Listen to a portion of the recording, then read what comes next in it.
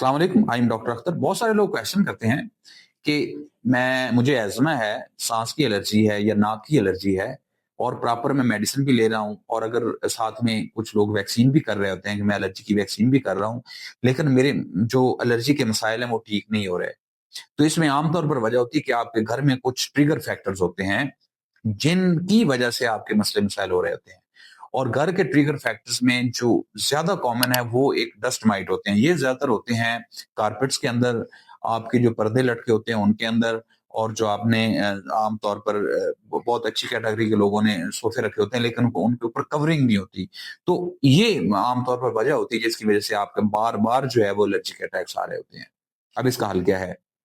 हल ये है कि अगर सोफ़े हैं तो आपने उनकी प्रॉपर कवरिंग करवाएँ।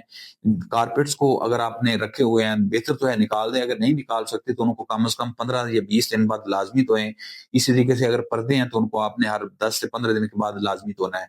तो अगर आप ये चीज़ें करेंगे तो वो जो डस्ट माइट हैं वो काफ़ी हद तक कम हो जाएँगे और इस तरीके से जो आपको एज़मा के अटैक आते हैं वो काफ़ी हद तक कम हो जाएँगे।